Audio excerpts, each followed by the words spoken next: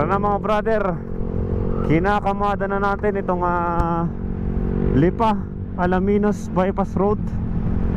Galing nga tayo ng Alaminos, galing San Pablo, at dito tayo dumaan papuntang Lipa City.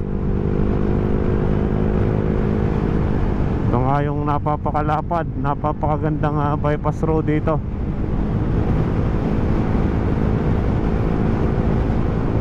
Halos ilang lanes, 3 lanes oh.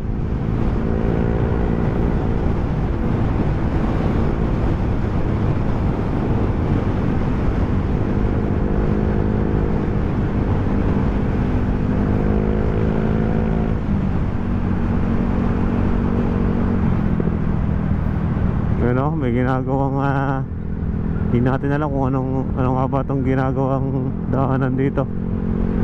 O expressway ba to?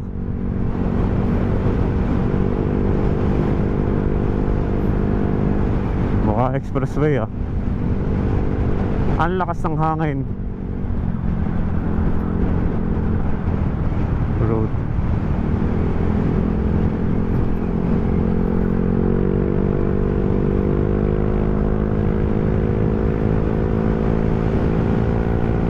Dire-diretso lang to, napapakalapad ng daanan dito.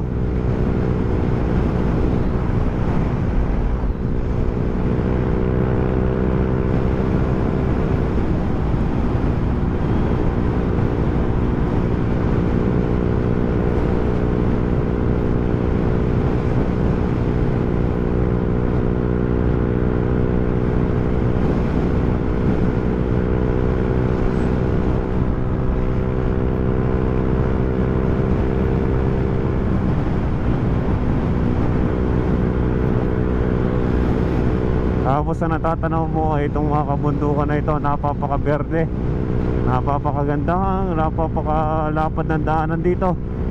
Halos 3 lanes, isang way.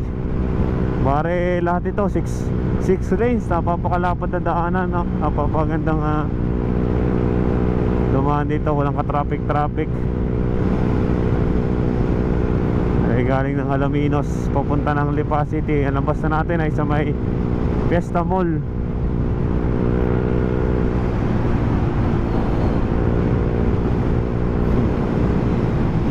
Ano, hindi mo nga ramdam dito yung init dahil sa dami ng puno dito sa paligid oh.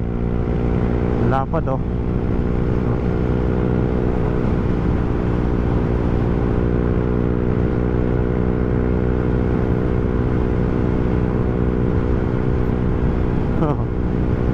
May bumati sa atin.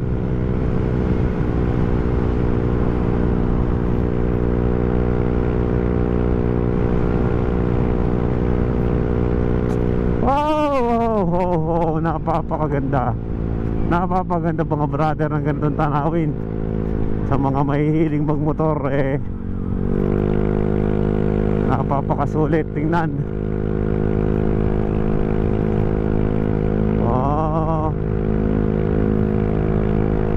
Talagang nature therapy to, plus throttle therapy mga brother oh. Sa ganda ng mga nakikita natin yan. Oh, ang ganda. Oh. Para na tayong nasa lubo.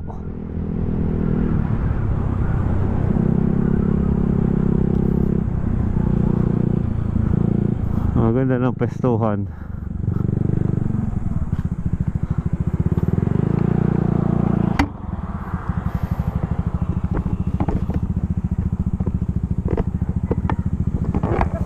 Oh, isang view, no? Ganda.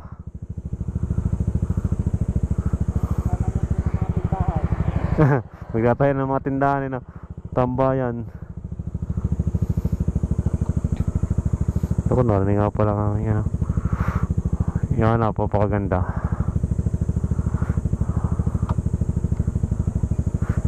Tara.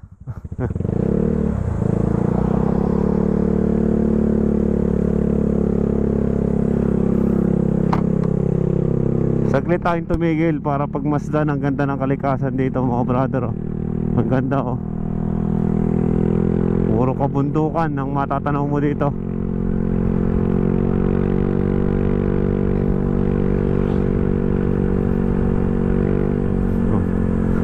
Nagbabike din, oh. Pagdating mo nga dito naputol na yung malapad na daanan. Yan, oh.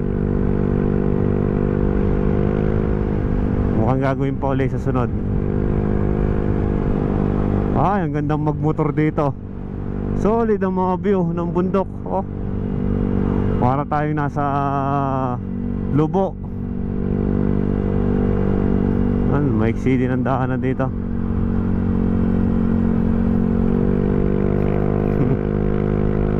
Ang ganda sa porsyon na yun. Pagdating mo nga dito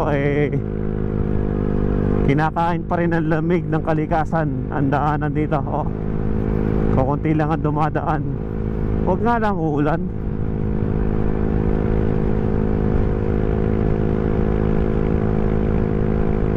Mukhang maganit ang ahon.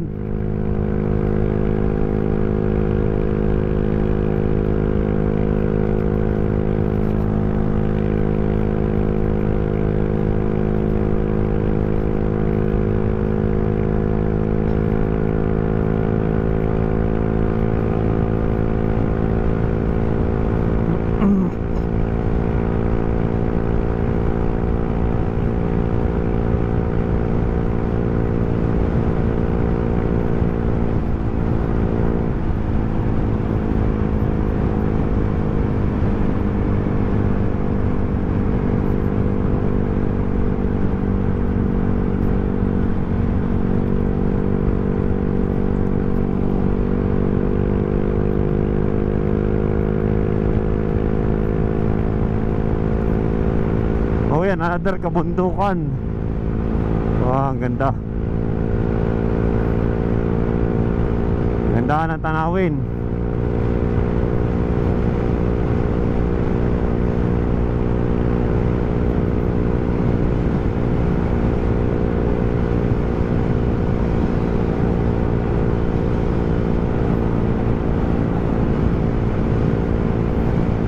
Okay na. Nakakalungkot lang isipin, yung kalikasan natin nakakalbo na nga dahil sa mga illegal na aktibidades ng tao. Legal din siya pero